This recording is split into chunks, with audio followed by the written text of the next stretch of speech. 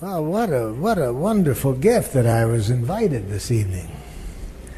I'm deeply touched, but I'm also sad that there's apparently been a great misunderstanding because when they called me up, I thought this was on peace breaking. And so I came prepared tonight to tell you what I've learned about how to break peace and how to make life miserable for yourself.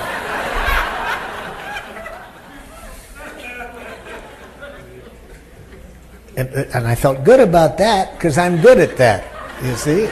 Peacemaking I'm not so good at, but peace breaking. So will you give me permission to go against your theme and teach you how to make life miserable tonight? Thank you, thank you. So I'll use this precious time with you to share some things that I've learned about how to make life miserable, how to break peace between yourself and others. Let me show you how to do it.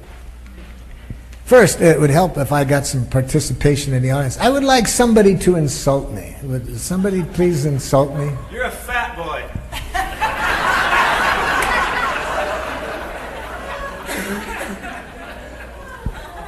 Now, if somebody says something that implies there's something wrong with you, as this idiot, as this man, as this gentleman did, if you want to break peace and make life miserable for yourself, let me suggest this technology. Jackal ears. So that if somebody expresses something like that, these ears can go on one of two ways. If somebody says, you know, you're too fat, you can put them on facing inward. And if you want to break peace and make life miserable for yourself, do that, because then what you hear in what the other person says is there's something wrong with you. You hear a criticism, and you believe it. Oh my gosh, oh how terrible these feel, you know. Because now when he says that, I think maybe I am too fat. What's wrong with me for being so fat? And I feel like PPPPT, which is clinical terminology for pretty poor protoplasm poorly put together.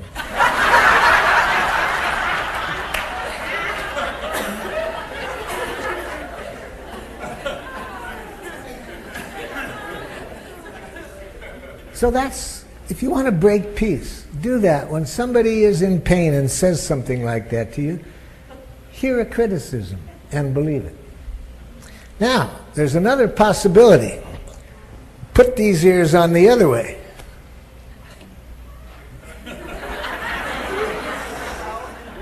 When you have them on this way, you think of what is wrong with the other person for saying what they did.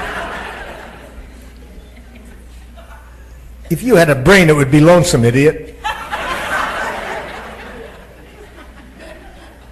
Now, some of us are very gifted with these ears. We're earbidextrous.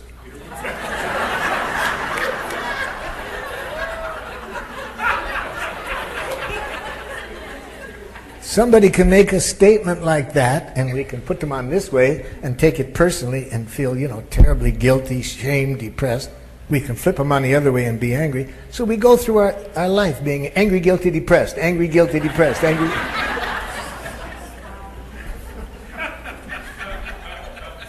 These ears are distributed by the makers of Prozac.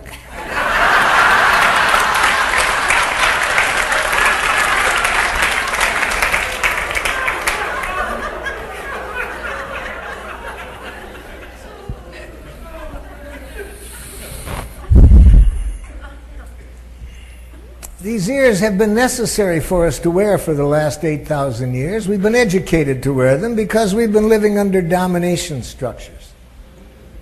And domination structures require us to be educated to think of what other people think about us. See, do they think I'm normal, abnormal, appropriate, inappropriate? Because how you were judged in the culture I was educated in depends on whether you get rewarded or punished, you see. We've had a concept of spirituality that the highest energy sits up on a mountaintop with a big computer and judges every action that every people take.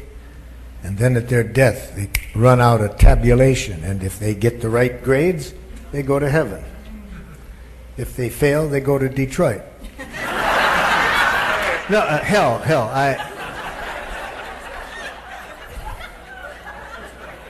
I grew up in Detroit, and I get those two places mixed up.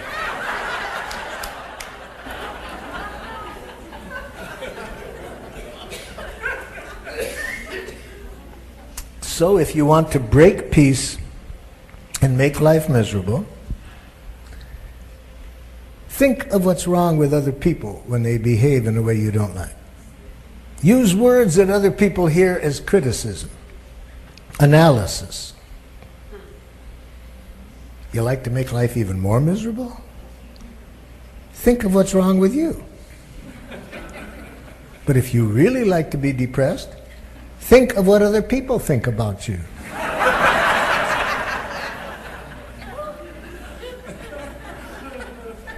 You want to break even more peace and get even more miserable? Compare yourself to others.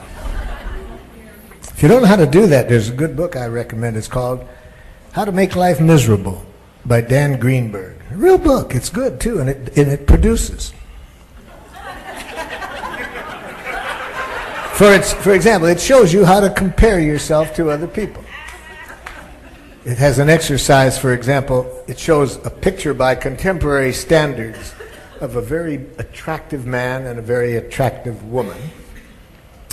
And all of their measurements are on this picture.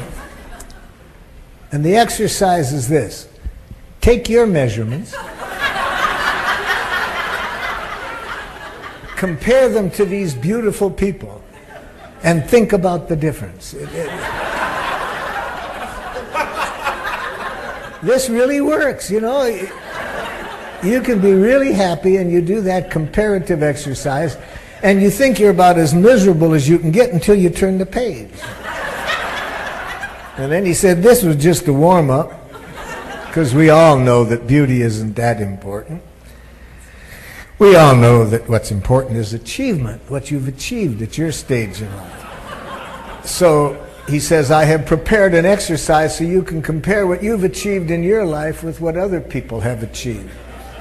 And to do this, he claims to have picked people at random from the New York City phone book to call them up and ask what they've achieved in their life so you can compare yourself to them. And I'm not sure I trust the author too much. First person he claims to have called was Mozart.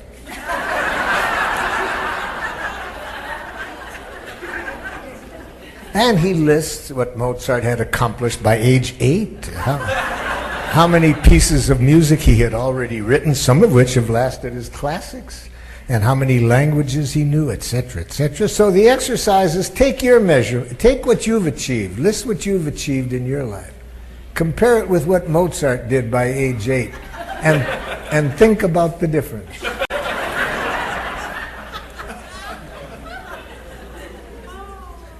So yes, so now, if you want to not make peace, but break peace, I've already given you some advice. Hear what other people think about you. Think about others in terms of rightness and wrongness.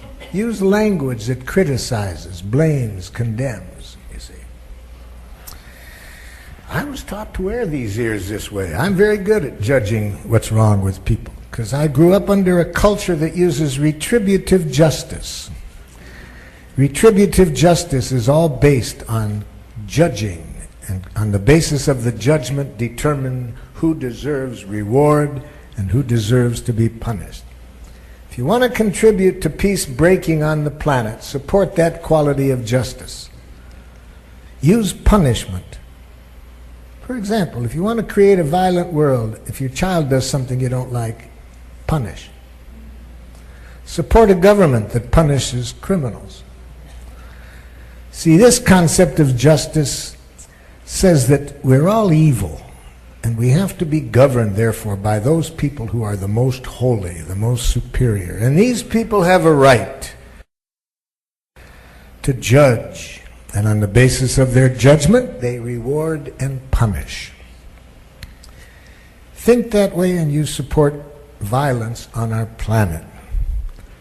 Use punishment if you want to make a worse world. Punish children, support governments that punish criminals. Now, you'll never use punishment. You never would use punishment if you ask yourself two questions. Unfortunately, we don't ask ourselves these questions.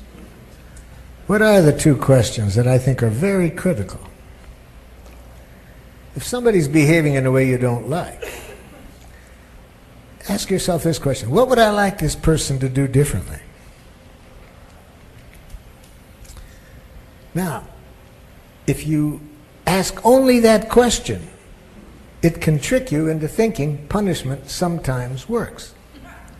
Because sometimes you can probably think of when you have been able to influence people to do what you want through the use of punishment or the threat of punishment.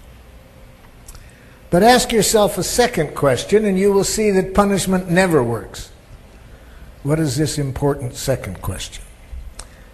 What would you like the other person's reasons to be for behaving as you would like them to behave? You see, if you ask that question, I'm confident you will see that punishment never works. But see, we've been taught that people are basically evil and selfish, and so therefore the corrective process is, if you want to make peace, you have to make them penitent. Penitent, you see. And how do you do that? You use the language of jackal. That's where I got these ears. See, I use the word jackal as a symbol for language that contributes to violence on our planet. So let me show you how jackal works. I'm sure you've banned this language in your church. But just in case you should ever hear somebody who speaks jackal, you need to be prepared for it. So see, where I grew up in Detroit, here's how jackal works. If you're a parent and you have a child, you see, that doesn't do what you like, you see. If you speak jackal and you are a peace breaker and you want to make sure that you have violence on the planet, you even use violence with your children. So if this child does something I don't like, watch how you correct the child. Now, if you're afraid of violence, don't watch this. Say you're sorry. I'm sorry. No, you're not really sorry. I can see you're not really sorry. See, this whole game depends on judging whether the person has suffered enough for their sin. It's called penitence. Are they sufficiently penitent to be forgiven, you see? So you have to make, and now I'm a parent, I don't think so. I think this crime deserves more suffering. So I say, you're not really sorry.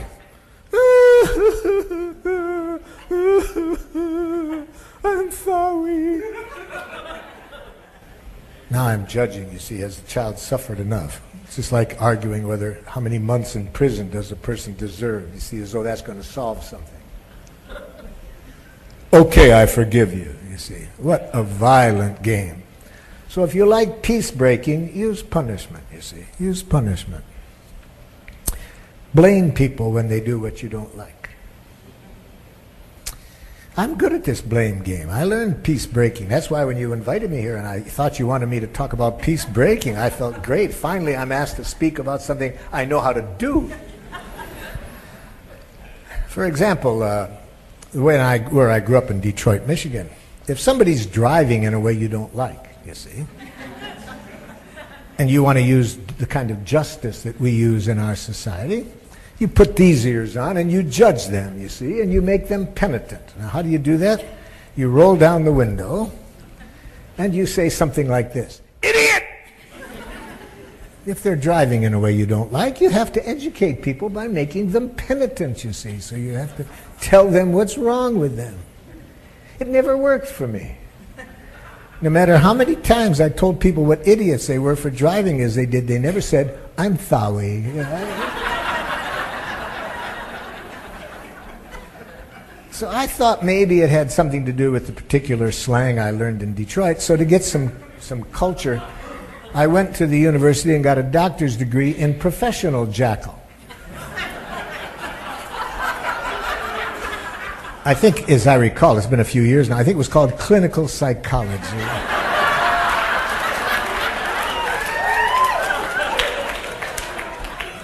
So now I'm not so primitive as to, use the language I used to use. Now if somebody's driving in a way I don't like, I roll down the window. Psychopath!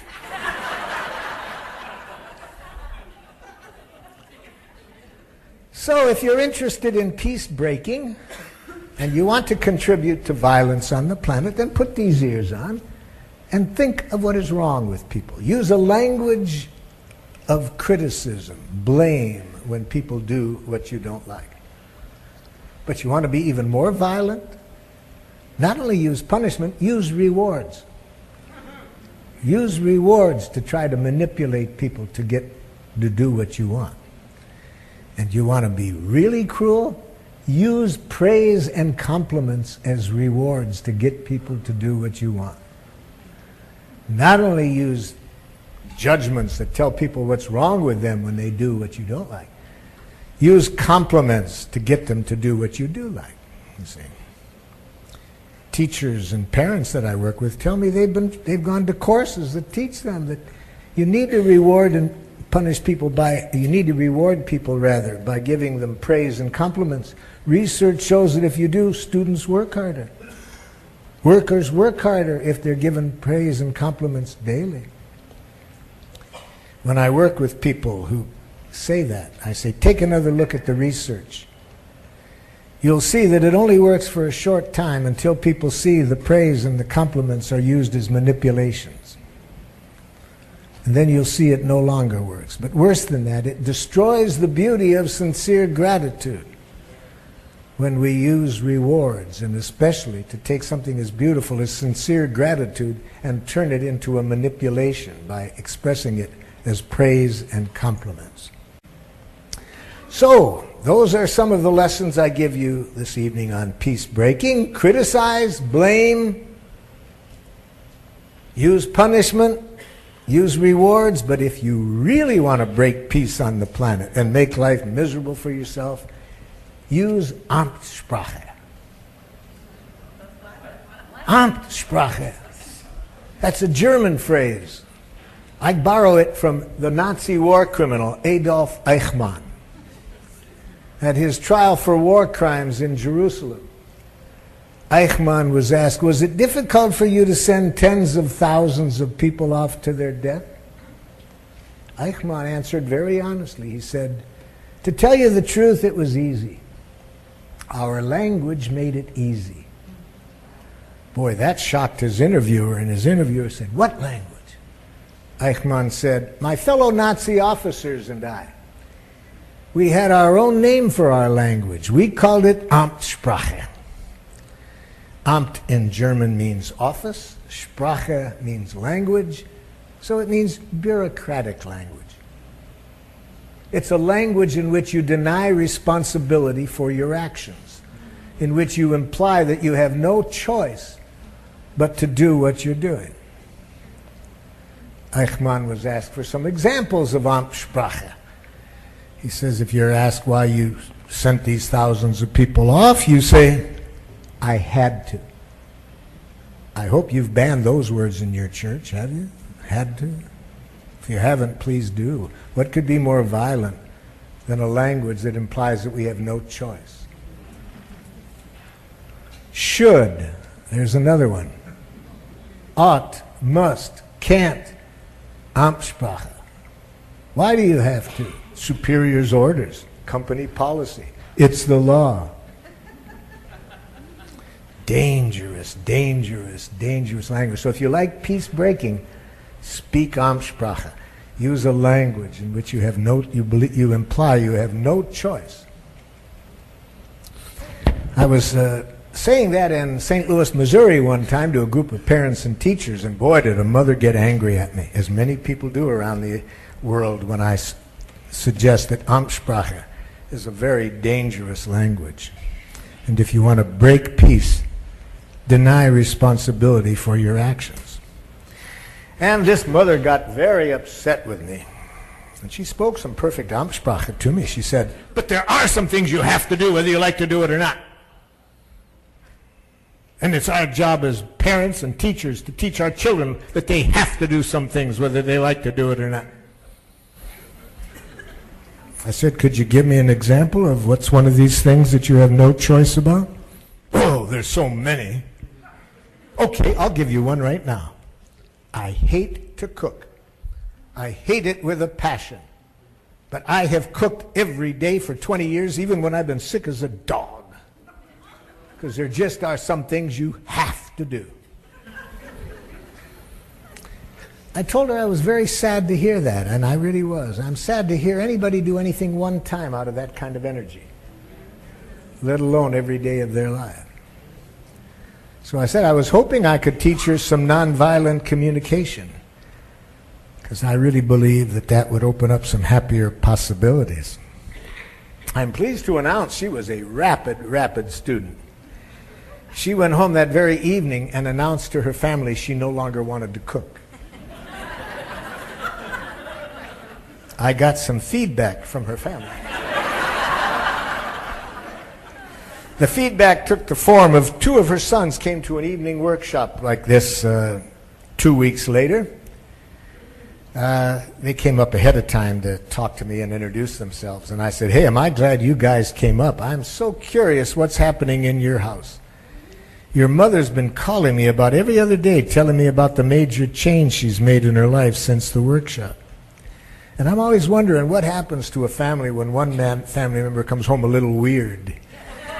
Like, what was it like that first night when she came home and announced that she no longer wanted to cook? The oldest son, John, said to me, Marshall, I said to myself, thank God.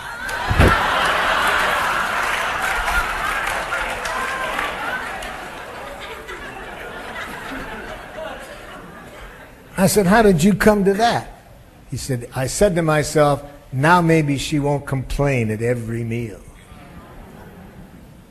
So if you want to make life miserable for yourself and break peace within yourself, between yourself and family members, tell people what they have to do. Use the word should. That's the best advice I can give you on how to destroy peace in yourself and others. But of course I'm kidding, you know that. I know that you really wanted me to come tonight, not to tell you how to break peace. You wanted me to show you how to make peace, so let me get on to that. That's what nonviolent communication is. But nonviolent communication requires some technology, which I'm going to show you how to use this evening. If you want to make peace, this is the best technology I can suggest. Giraffe ears.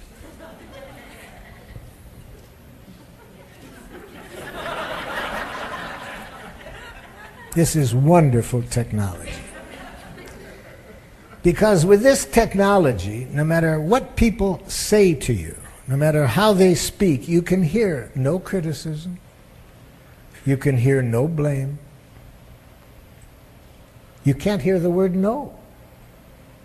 You can't hear silence, because with these ears on, the other person cannot not communicate a language of life. With these ears, you connect with what's alive in people, no matter how they speak. You see? Let me show you what I mean.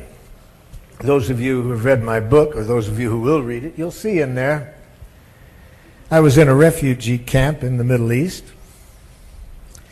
and I was being introduced by my interpreter. And while my interpreter announced that I was from the United States, I got a free diagnosis. Isn't that wonderful? A free diagnosis. You go to a psychiatrist to find out what's wrong with you, it'll cost you a lot of money. Right away, as soon as he heard that I was from the United States, I got a free diagnosis. Here's what he said. Murderer! Some other people in the group shared similar diagnoses of me. Another one said, child killer. Another one said, assassin. Boy, was I glad I had my giraffe ears on. Was I glad I had my giraffe ears on? Because see, at the moment these ears go on, you can hear no criticism. You can hear no blame. what you do is you go directly for the truth. And this is all you can see. Isn't that wonderful technology? Isn't that wonderful? You see, with these ears on, all you can connect in is what's alive in people. Yes, we've been programmed for 8,000 years in this language of violence, in a language that teaches us to judge one another, right, wrong, good, bad, normal, abnormal, freedom fighter, terrorist, to turn people into objects, into things that justify punishment, reward. Yeah, we've been taught that for a long time, but with these ears we see the truth. That all criticism is a tragic expression of an unmet need, you see. We go into the heart, which is why I call it nonviolent communication, giraffe language. Because giraffes have the largest heart of any land animal. So what better symbol for a language of life, a language of the heart, than giraffe language, you see. So with giraffe ears, you can hear no criticism. You go here. You see what's in here. So when he said, "Murderer," what did I say back? I try to hear what he's feeling. What would you guess? What would you guess he's feeling? He's angry. See, some say hurt, angry. The technology on these ears is not such that we can always guess right. But even if we are sincerely trying to connect with feelings, even if we guess wrong, it demonstrates to this person we care what's alive in them. So I guessed furious. He just looked as angry as a person could be. And we always connect feelings in nonviolent communication with the cause of feelings. The cause of feelings is our needs. We never blame other people for our feelings. We never say, "You make me angry, that makes me angry." We know that other people can't make us feel anything. We connect our feelings to our needs. We know that when we're feeling pleasureful feelings, our needs are being fulfilled. When we feel painful feelings, our needs are not being met.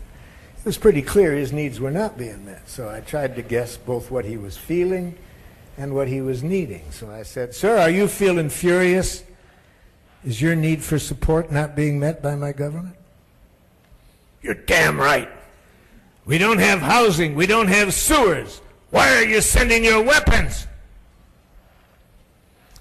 So, sir, if I'm hearing what's going on in you, it's very painful when you have such basic needs as housing and sewage that aren't being met and you see the weapons being sent. "You're damn right.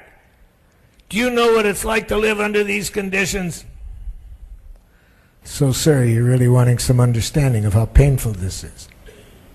See, isn't that wonderful technology?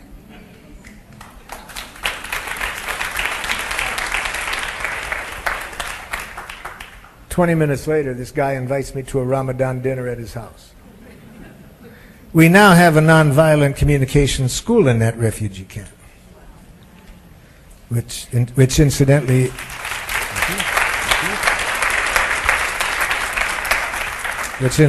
is labeled as one of the most extremist camps in the area. All the parents, all the teachers, all the students learn this peacemaking language, this language of life, of how to express what's alive in you, what you feel, what you need, not what you think is wrong with others.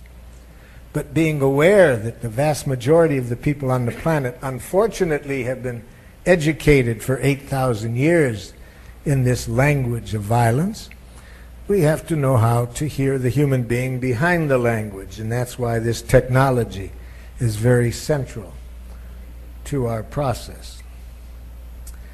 Now, we also want to get the next generation of students to know how to wear these ears. One of my happiest days as a parent was when my oldest son, Rick, came back from his first day in a jackal school. He was 12. I had sent my children to a school I had helped create for the first 6 years of their schooling, a school in which the teachers do not are not controllers. They are partners with the students, in which the students don't compete with each other. They work interdependently. No punishments, no rewards. Recent research on 60 of our schools in Israel show a radical decrease in measures of violence from before we started the schools until after. By showing the teachers, the students, the parents a language of life, how to live in harmony with needs, not with the superior knows what's right. So my son Rick had just gone to his first day in a jackal school, and I was curious what that was like for him. So when he came home, I said, "Hey, Rick, how was the new school?" He said, "It's okay, Dad, but boy, some of those teachers." I said, "What happened?" "Dad, I was only halfway through the door of the school. Some man teacher comes running up to me and says, 'My, look at the little girl.'" My son had long hair, you see. Isn't that wonderful educational technology? Look at this. Look, seriously, look at this. Look at, my son is halfway through the door, and he's getting 4 of the most important messages you can get in a jackal school. Lesson 1, there's a right way to do things and a wrong way to do them. For example, in this case, a right way for boys to wear their hair and a wrong way. Lesson number 2, who knows what's right? The authorities, the teachers. Lesson 3, you use guilt, shame, punishment to influence. Lesson 4, it's a shame to be a girl. Isn't that efficient technology? He's halfway through the door. I said to him, "Hey, how did you handle that?" "I remember what you said, Dad, that when you're in that kind of structure, never give them the power to make you submit or rebel." See, in our giraffe schools, if there's one thing we would like to teach students, if that's no other message, be enough connected to your own spirituality so you don't let the structures determine how you behave. We've got to be conscious, as Walter Wink, the theologian, says. Unfortunately, our present structures, governmental, school, work, have their own spirituality. And unfortunately, it's a spirituality that makes violence enjoyable and justifiable. So certainly in our giraffe schools, we want the students to learn what I was thrilled that my son had learned, that no matter what the structure, be enough in touch with yourself that you don't ever let them make you submit or rebel. So I said to him, "Hey man, you couldn't have made my life happier right now if you could remember to do that under those conditions." "What did you do then?" "I just did what you said, Dad, put on giraffe ears, see. I just tried to hear his feelings and needs." See? I said, "Wow, man, you did that? What did you hear?" "Pretty obvious, Dad. I guessed he was irritated, wanted me to cut my hair." "Wow, I'm glad you could try to see his humanness no matter how he communicated." "How did that leave you feeling?" "Dad, I felt sad for the man. He was bald and seemed to have a thing about hair."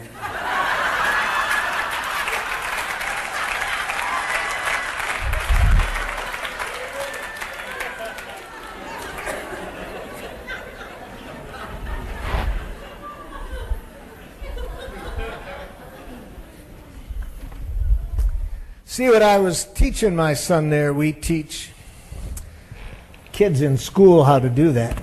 Because if they're going to be in jackal schools, unfortunately most of them are, we at least want to teach these students how to put on those giraffe ears so that you don't make a difficult situation worse. So I was in, where was it?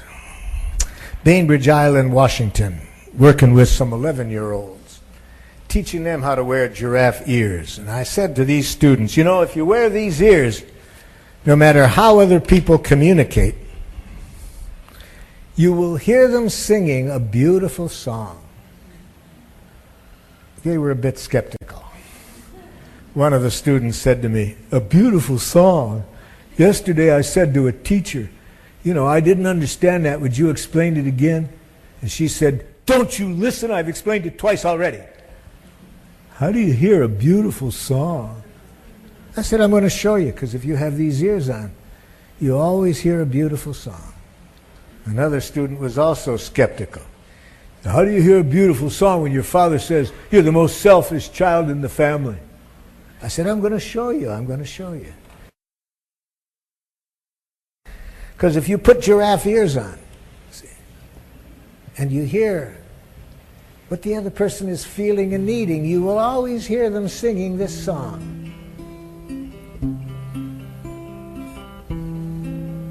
See me beautiful, look for the best in me.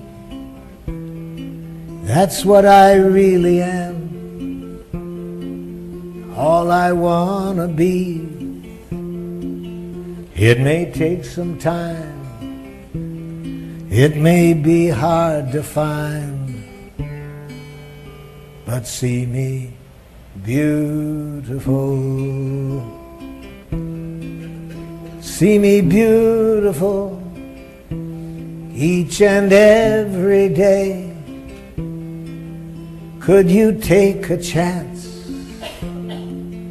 Could you find a way to see me shining through in everything I do and see me beautiful?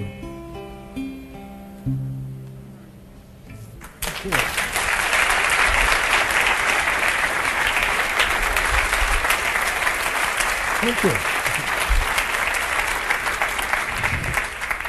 The next month I went back to that school. The plan was I was first going to teach the students nonviolent communication, and then the next month I was to go back and teach the teachers what I had taught the students. So I was having coffee with one of the teachers before the day started, and she said to me, "Are you aware of what monsters you created when you were here last month?" I said, "Now what did I do?" She said, "Now every time we scream at the students, they put their arms around one another and go, 'See me beautiful.'"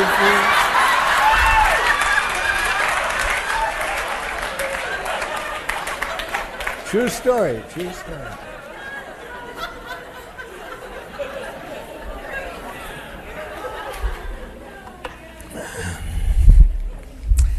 So yes, this is very powerful technology, to hear the humanness in the other person no matter how they speak. Now, sometimes when I'm teaching people how to do this, it takes a while for them not to get this as looking at the world through rose-colored glasses. No, it's not that at all. With these ears, we see the truth. But I hadn't made this clear yet when I was working with the Israeli police.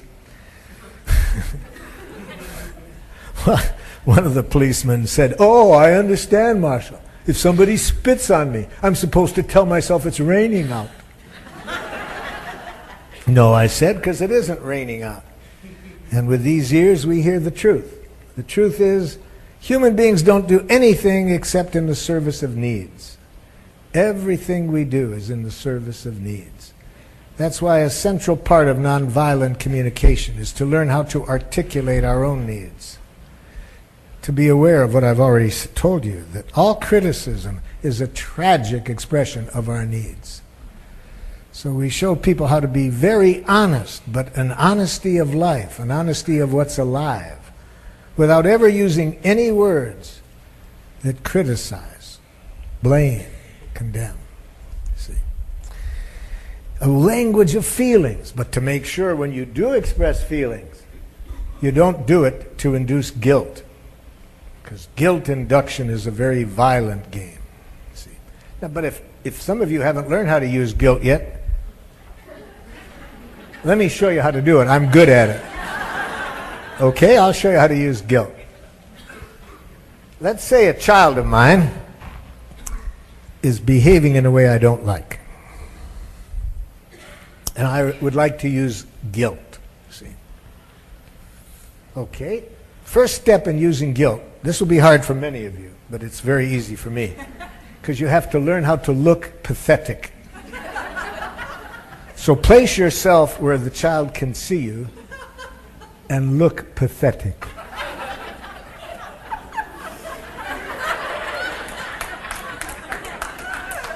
Some things I do well, yes.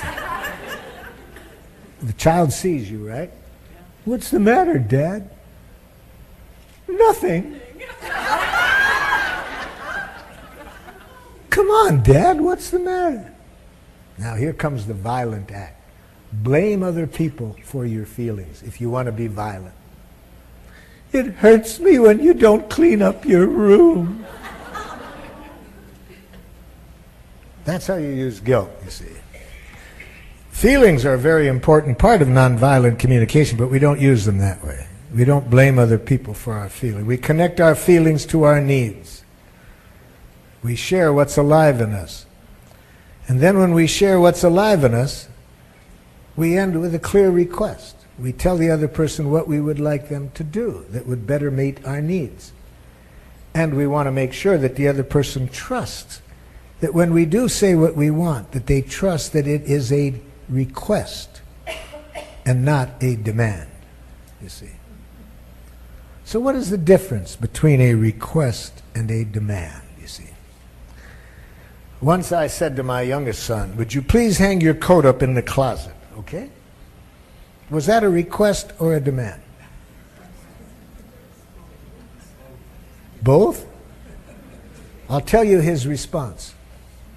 Would you please hang your coat up in the closet?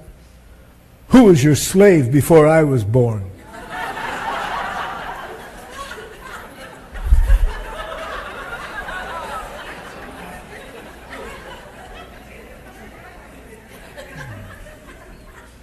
He heard it as a demand, obviously. You see, now, why did he hear it as a demand? Because, unfortunately, for the first couple of years of his life, I only knew jackal parenting. I thought it was my job, when I'm in the role of parent or teacher or manager, to make people behave. Can you imagine anything more stupid than that? To think you can make another person behave? My children taught me, though, very young, I couldn't make them do anything. Please put your toys back in the toy box. It's time for dinner. No. Come on now, did you hear Daddy? Daddy said, put your toys back in the toy box. No. I couldn't make them do anything. All I could do is make them wish they had.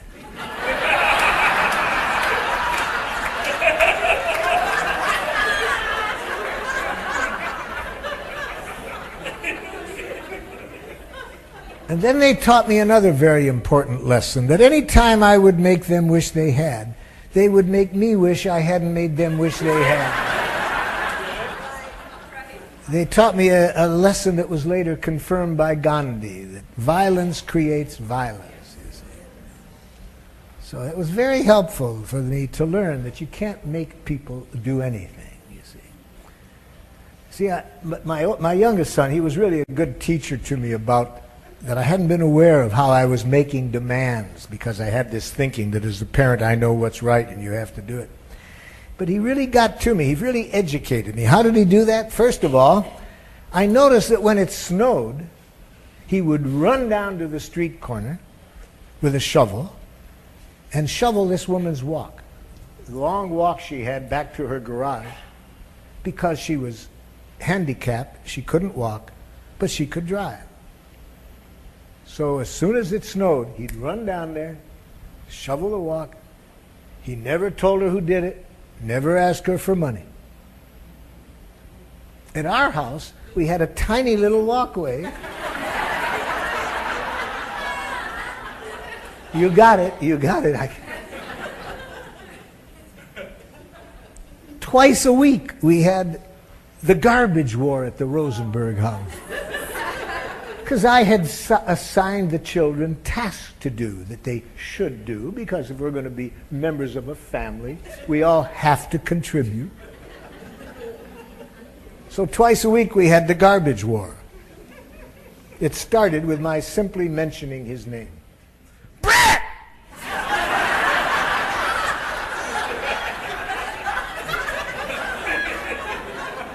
What's so funny? That's his name. Now, how did he accelerate the war? He's in the next room, right? He pretends he didn't hear me. So what do? Of course, I scream so loud he can't pretend. Brett! What? The garbage hasn't been taken out. You're very perceptive, Dad. Get it out. I'll do it later. You said that last time and didn't do it. Doesn't mean I won't do it this time.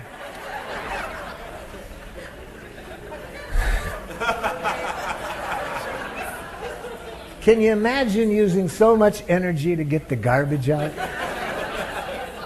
When we have a world in which millions of people are starving, the violence, all of my energy is being drained getting the garbage out. But then I started to learn how to peace-make rather than peace-break. I began to be aware of how cruel the label child is when you think that because you label somebody a child, what's better than they do. I saw that it's just a perpetuation of the domination system in which people with titles claim to know what other people have to do and impose this on them through the use of punishment and reward. So I started to see this, and so I asked him one night, hey, how can we break out of this, man? How can we break out of this? You know, I realized I've been thinking that I know what's right and imposing it. How can we break out of it? He came up with a great solution. He said, how about this, Dad? How about if it sounds like a demand? I ask you, is that a request or a demand? Hey, I like that. Let's try it. Let's see if we can break out of this. The next morning, before he went to school, we had 3 chances to practice. I asked him to do 3 things that any decent child would do for such a wonderful father. Which was my thinking, you see, which makes it a have to, a should. But this kid is a great crap detector. Each of the 3 times he said, Dad, is that a request or a demand? I said, thank you, that helps. It was a demand, now it's a request. Each time he did it. So after talking to him about this, and I really got straight just how dangerous it is to ever think you know what another person should do or have to do, and to put it to them in the form of a demand. You see, in Giraffe, we never want anybody to do anything unless they can do it with the joy of a little child feeding a hungry duck. We only want people to do as we request if they see how it will enrich life, and it enriches their life to do it. We never want anybody to do anything out of fear of punishment, criticism. We don't want people to do anything to buy love, only for what I think is natural for we human beings. I think we like more than anything else to contribute to life. But for us to enjoy doing that, it has to be that we hear a request, not a demand. We're not doing it to escape blame, punishment, criticism.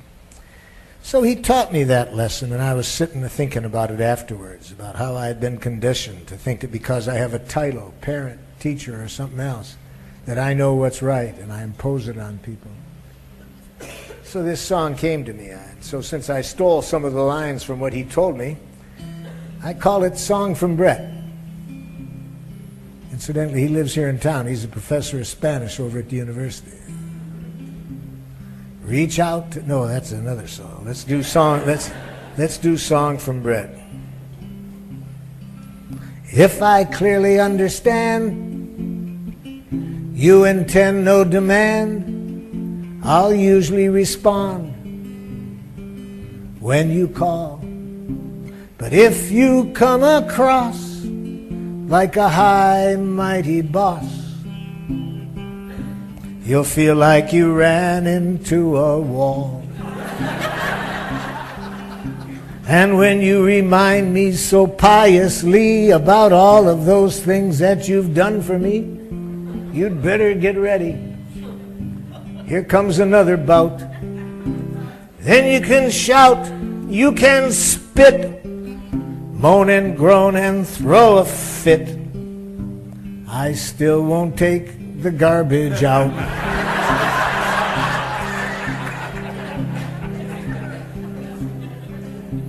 Now even if you should change your style, it's going to take me a little while before I can forgive and forget. Because it seemed to me that you didn't see me as human too, until all your standards were met.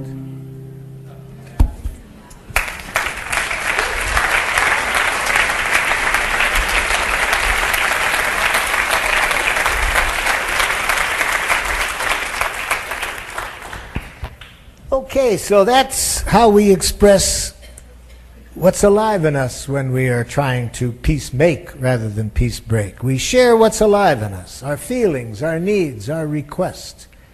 No criticism, no demands. No matter what people say to us, we put on the giraffe ears and hear what's alive in them. Because when that connection is there, when both parties can just see what's alive in each other, nobody feels any criticism or demand. Everybody's needs can get met through compassionate giving. We have all the resources on the planet to meet people's needs. We don't have to have all the thousands starving every day. But we have the jackal language, you see, that doesn't help us to connect in a way in which everybody's needs can get met. So a very important part of nonviolent communication then is when our needs aren't getting met, to know how to create this connection that will allow everybody's needs to get met through compassionate giving.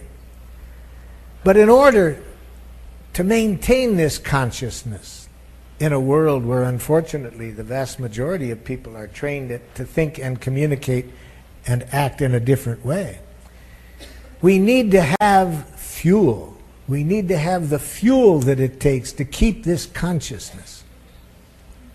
So what fuel is it that we need?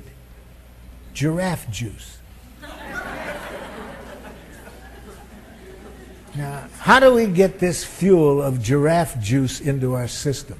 This is the fuel that is needed for peacemaking. Giraffe juice. Now don't worry, it's a homeopathic fuel. It's a homeopathic fuel. We get it when we have a certain intention to contribute to life. We do something out of the motive of making somebody's life more wonderful. Not giving in out of guilt, shame, duty, obligation, have to. No. Out of the joy that comes when we intentionally do something to enrich life. And when we get confirmation that our intention was fulfilled, we see how another person's life has been enriched by our actions. Then we get the giraffe juice. But that gets distorted in our culture by thinking that we need to use praise and compliments rather than sincere gratitude. So let's make clear, if we're interested in peacemaking, how to use gratitude, how to express gratitude and not mix it up with praise and compliments, you see.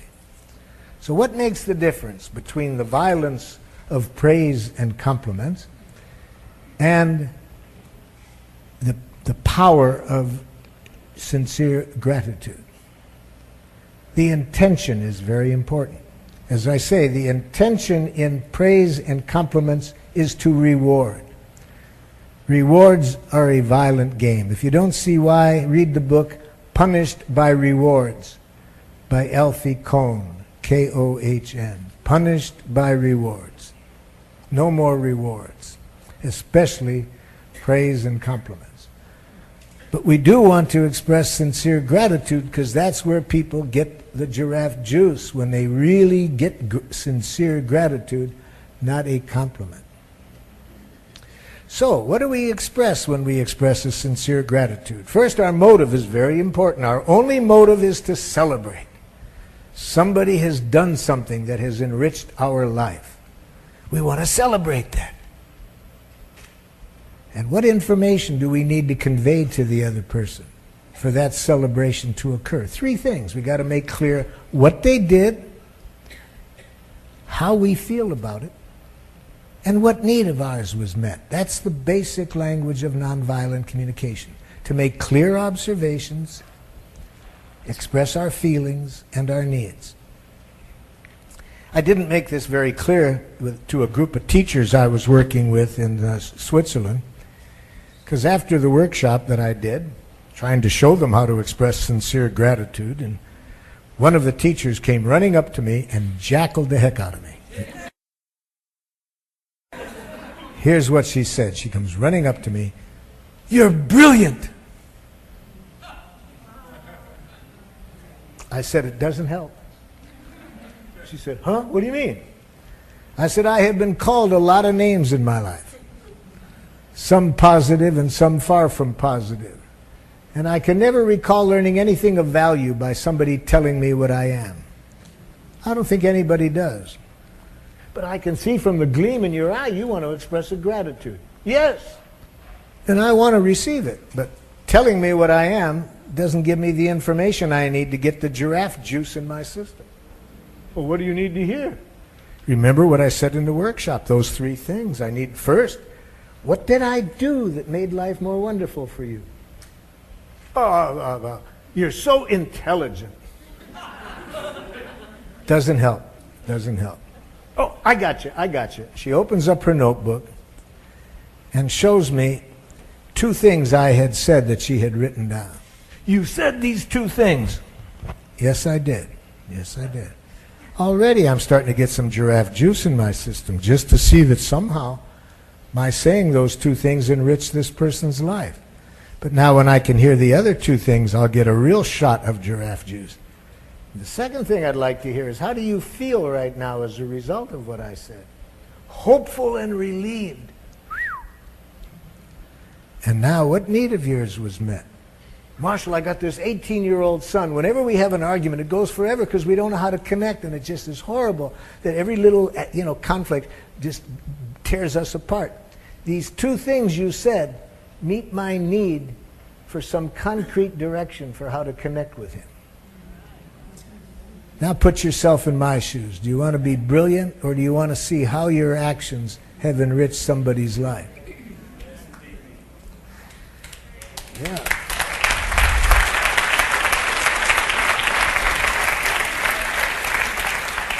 But now I'm going to end tonight on the hardest part of nonviolent communication for most people: how to receive gratitude. First, I'll demonstrate how jackal-speaking people receive a gratitude. If you want to terrorize somebody who speaks jackal, give them some sincere gratitude. Watch what happens. You know, when you offered me the ride last night, I still feel very grateful and touched about that, because I had a real need to get home to my family quicker. "Oh, it's nothing." Sincere gratitude terrorizes jackals.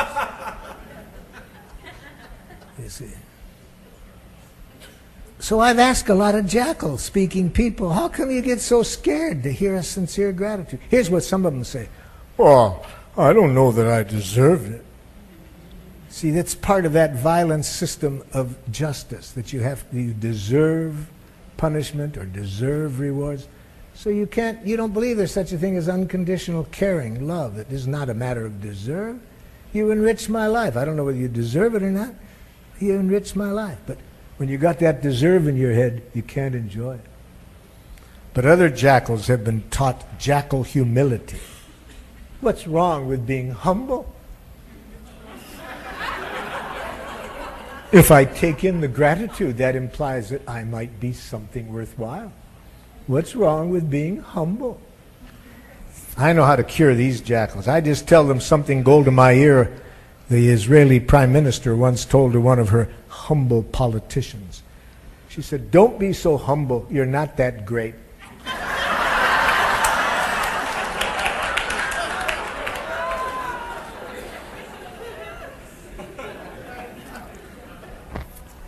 But I think the most powerful explanation I've ever seen of why jackals have such a rough time receiving gratitude is expressed in the Course in Miracles, where they say it's our light, not our darkness, that scares us the most.